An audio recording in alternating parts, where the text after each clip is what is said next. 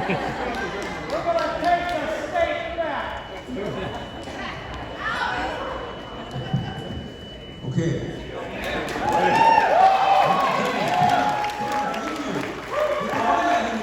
Give it up for Karen. She organized this whole thing.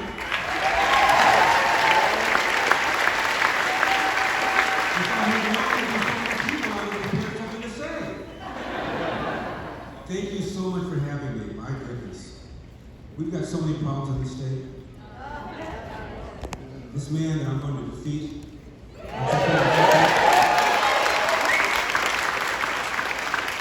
He's shut down the state in the most severe way than any of the other 49 governors have.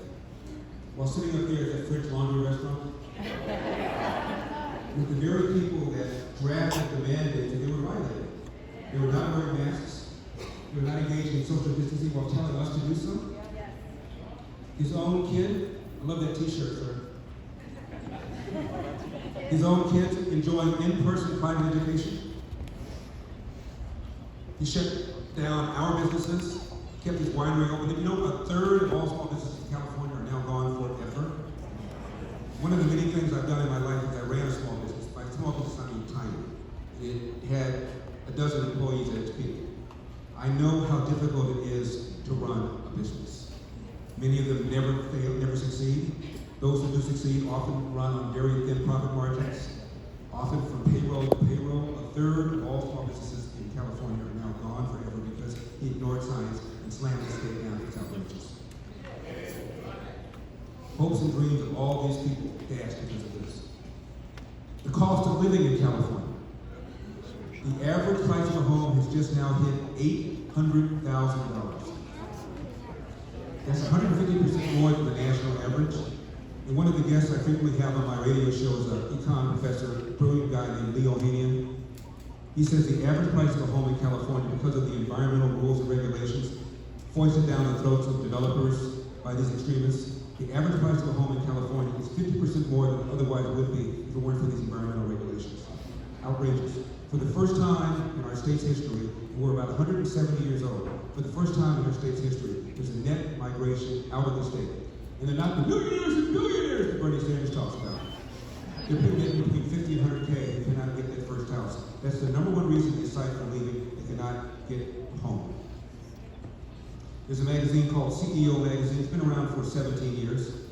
And for 17 years, they've asked CEOs, what's the best state in which to do business, what's the worst? Based upon taxes, based upon spending, based upon the power of the public sector unions, based upon unfunded pension liabilities, based upon whether or not the business atmosphere is friendly or unfriendly. For 17 consecutive years, guess who's been last? We have 17 consecutive years. It's outrageous. The homelessness problem that we have. I'm born and raised here. And I was born here when the country was not nearly as affluent as it is right now, and now we have a homeless problem? Are you kidding me? Now, some people who are homeless are schizophrenic. These are people who are a danger to themselves and to others, and they need to be removed from the streets for their own protection and for the protection of the rest of the homeless population. Yeah.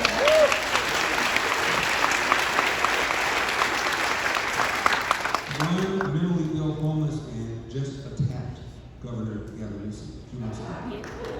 Can we not have security detail with him? Who knows what would have happened? How many of us are able to walk around with security detail? Barbara Boxer just got mugged in Oakland. Her cell phone was taken. Under this administration, 20,000 convicted felons have been released during COVID. 20,000, many of them violent offenders. What could possibly go wrong? According to stats, the majority of them are likely to reoffend, and it's one of the reasons we have this rising crime problem. The other reason we have this rising crime problem is because cops are human beings. When you repeatedly accuse police of engaging in systemic racism, what do? They pull back. You're going to accuse me of systemic racism? Much of police work, how many cops do we have here? Sir? Thank you, sir.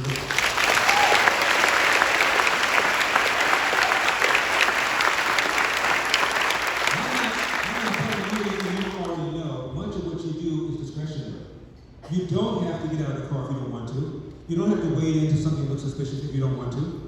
What's the upside? You're going to be accused of systemic racism? The hell with it. So a lot of cops all over the country are engaging in what's called passive policing. No more proactive policing. It's called the Ferguson effect, or the George Floyd effect, now we call it that. Cops pulling back. What's the upside? And what happens? Crime goes up. And the very people who are disproportionately affected by the crime are the black and brown people that the left claims they care so much about.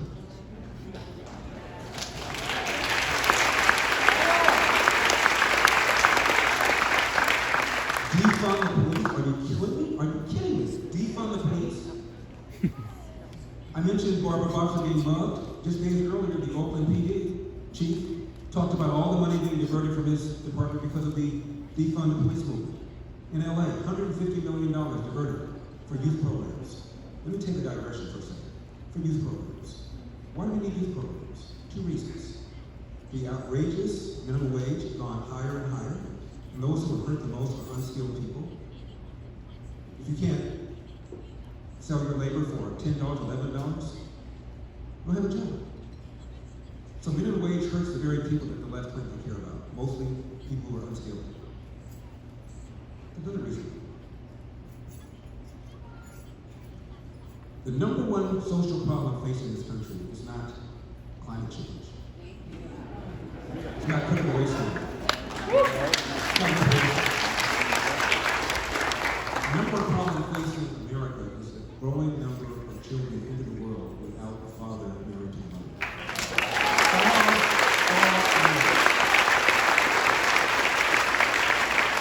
In 1965, and then in Daniel Patrick Moynihan wrote a booklet called The Negro Family: A Case for National Action. At the time, 25% of black children into the world without a father married to a mother. Obama once said, a kid raised without a father is 5 times more likely to be poor and commit crime, 9 times more likely to drop out of school, 20 times more likely to end up in prison. How have we gone from having 25% of black kids born outside of wedlock in 1965 to 70% today? 50% of Hispanic kids into the world without a father married to a mother, 25% of white children into the world today without a father married to the mother. Altogether, 40% of children in America into the world without a father married to the mother. How has it happened? Well, a nouveau liberal named Lyndon Johnson launched the so-called War on Poverty in 1965. We've now spent almost $20 trillion fighting poverty, and poverty's winning. What we've done is we've incentivized women to marry the government, and we've incentivized men to abandon their financial and moral responsibility.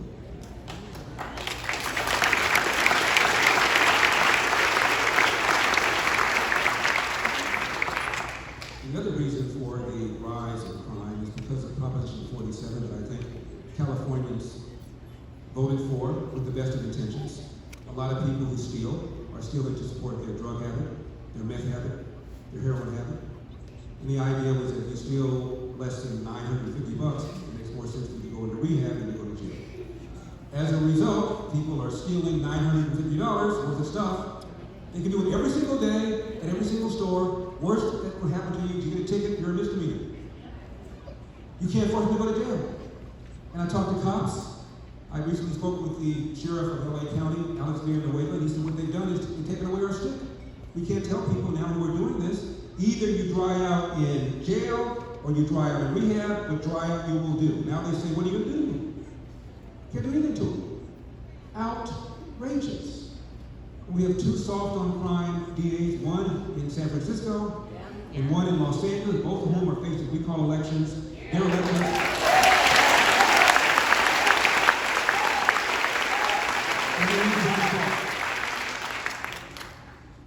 Education. I went to Crenshaw High School.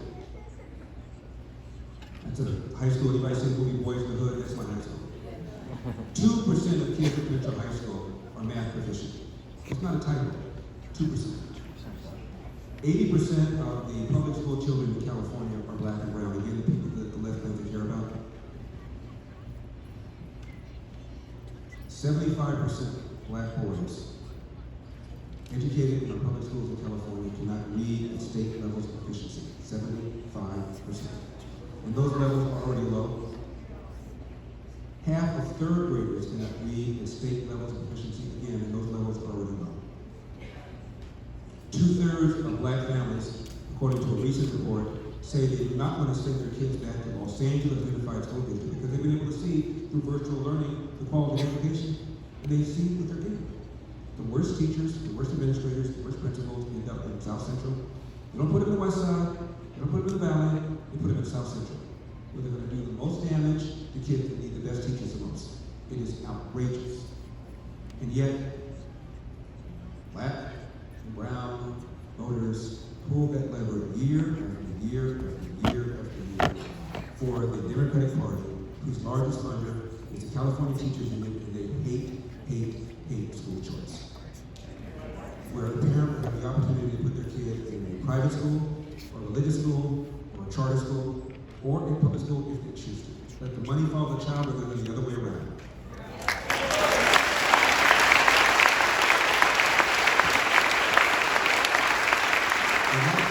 And that's going to be one of my big agenda items when I become governor.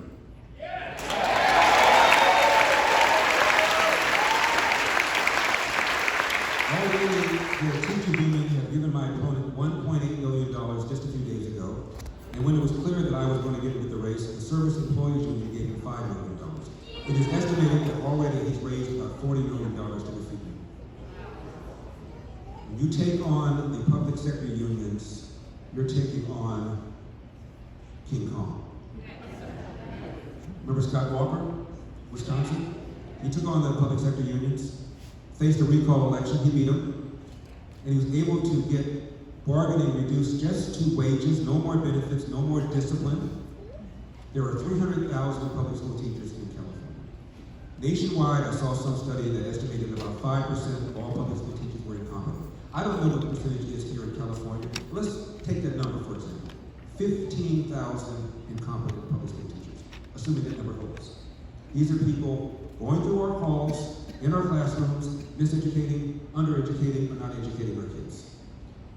Assume, sir, that 5% of LAPD were bad cops. That would be 500 cops. Planting evidence, racial profiling, using excessive force. We wouldn't put up with it.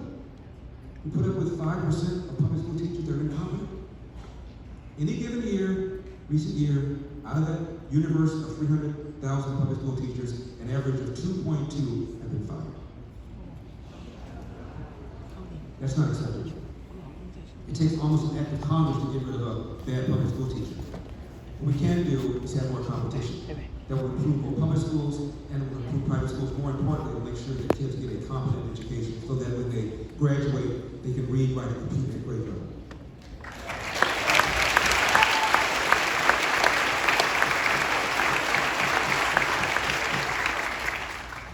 Crime, homelessness, the outrageous cost of living, and the way he ignored science and denied kids an entire year of in-person education. One of the people on my campaign staff, and by the way, it doesn't take much to find these stories. Everybody's got one.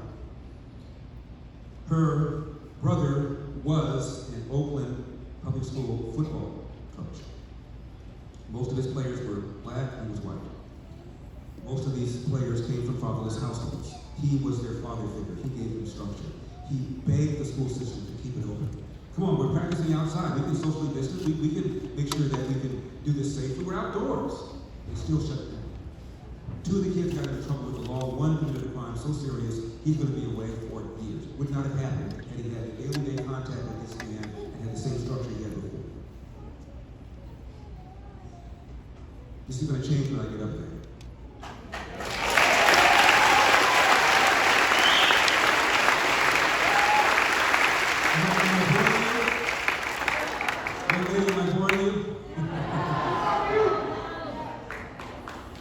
I want to tell you a few things about me. My father came here in 1945, right after the war. I couldn't stand my father going here. I have 2 brothers, they're both gone. We couldn't stand him. So I thought it was my father. I didn't think it was me, I thought it was my father. I thought he was mean. I thought he was unfairly harsh. I thought he spanked us with his belt too often. By the way, I took the belt one time, threw it in the sewer. He bought another one. I thought he was angry for no reason, and what was most disturbing about my father is that he would get mad about something, and we would do that same something, and he wouldn't get mad. So he couldn't even figure out what the rules were. Well, so I'm 10 years old, and the SOB starts a cafe. Now I gotta work for it. And he's yelling at me when I say cafe, I'm talking about a little diner. I mean, this is a little box, 15, 16 seats. The grill's right there, so everybody can see and hear everything going on. And so it's embarrassing when he's yelling at you. Now I'm 10 years old, 11, 12, 13, 14, now I'm 15. And I said to myself, I'm sick and tired of this SOB yelling at me. The next time he yells at me, I'm going to get up and I'm going to walk out. That would have been an act of defiance that no one had ever done to my father before. And so he yelled at me, and I didn't have the nerve to walk out. So I waited a couple of weeks. Next time this guy yells at me, I'm going to walk out. He yelled at me, I didn't walk out. Next time he yelled at me, and finally I summoned the nerve to walk out. The waitress had called in sick that day. This was during rush hour, so the place was full of customers. I went to the back, took off my apron, and I walked out. That was an act of defiance that no one had ever done to my dad. He came home that night and he was furious. And I was laying on my bed, and my dad came to my bedroom and said, "Why did you leave?" And I said, "Dad, I got sick and tired of the way you spoke to me, and I was not going to put up with it anymore." And my father paid me $10 a day plus tips. He rolled up the $10, he threw it at me as I lay on my bed. He walked out of my bedroom, and my father and I did not have another conversation for 10 years. And when I say not another conversation, I mean not another conversation, not even think it might rain. How about those Dodgers? Hey, look at those Rams. Nothing. And he was easy to avoid because he worked long hours. I knew what the hours were. And I just avoided him. Not that we had a big house or anything, but I just avoided him. So now I graduate from high school. I go to college in New England. I go to law school in the Midwest. I end up working in Ohio. And I would come home, of course, to visit my mother, but I would just make sure my dad was never around when I was there. We did not speak to each other for 10 years. Now I'm 25 years old. I've just graduated from law school. I just passed the California bar, passed the Ohio bar. I should be living large. I'm working for a law firm that's now called Squire, Patent & Boss, one of the biggest law firms in America. And I'm making the equivalent of around $150,000, and I'm just 25 years old. I should be living large, but I can't sleep. And I knew it had to do with my dad. Not that I ever thought we'd be friends or anything, but I knew it was about my father. And so I called my secretary, and I said, "Cancel all my appointments. I'm flying to LA. I'll be back in a few days." And I did not tell my parents I was coming because I did not want my dad to prepare for this meeting. I figured it'd be 5-10 minutes in the door, out the door. So I get to LAX. I take a cab right from LAX to the restaurant. He closed at 2:30. I knew that. I got there at 1:30. My dad was shocked to see me. I had my luggage, and he said, "Should I put your luggage in the bag?" I said, "No, Dad. I'm only going to be here for 5 or 10 minutes. I'm going to tell you something. I'm going to tell him what an SOB I thought he was. I figured he'd tell me I was an ungrateful son. Maybe I'd be able to sleep." So he said, "Wait till we close." And I sat there for an hour, and I said, "Now, Larry, calm down. Don't tell him everything he's ever done. Don't tell him every spanking he ever gave you. Don't tell him everything. Just cliff notes, a few highlights, 5 minutes. Call him an SOB. He'll probably call you an ungrateful son. Then you'll be able to sleep." So I waited for a whole hour, calmed myself down. My dad sat on the stool right next to me. And I teed off him. I spoke for 20 minutes non-stop. You guys know how I can go. I told him everything he'd ever done. I told him the time he spent in front of my best friend Carl was embarrassing. The time he spent me in front of my cousin Elaine, who was visiting from Cleveland, was embarrassing. Every whipping, every spanking, everything he'd ever said to me, everything he'd ever done to me, I told him, and I was spent. I was out of ammo for 20 minutes. And he looked up and he said, "Is that it? You didn't speak to me for 10 years because of that?" And I said, "Yes." And for the first time, I saw my father cry. I did not think the man had the ability to cry. And he said, "Larry, let me tell you about my father." Let me pause here. I knew nothing about my dad's life. I didn't give a damn. I didn't like him. I mean, I knew he didn't have any brothers and sisters because he never got any Christmas presents. But and I knew I met his mom one time. That was it. I didn't know anything about his life. It never occurred to me to ask because I didn't care. I didn't like it. For the next 8 hours, the two of us sat on the stool, and my father told me about his life. He said, Larry, you know your last name is Elder? I said, yes. He said, that's not my father's name. I said, what? Who's your father's name? Who's your father? He said, I have no idea, never met him. You never met your father? No. Who's Elder? Elder is the man who's in my life the longest, maybe about 4 or 5 years. He was an alcoholic. He rarely worked. And when he did, he brought the money home to my mom. She would hold it because he would drink it away. Come Tuesday or Wednesday, he wanted it. She would give it to him. He'd beat the crap out of her. If I jumped in, he'd beat the crap out of me. How long was he in your life? 4 years. He said, my mother, he said, could neither read nor write.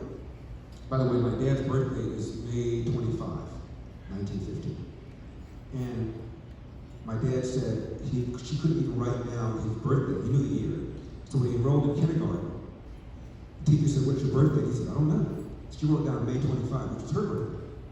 So I told my dad he had a 1 in 365 chance of it being right.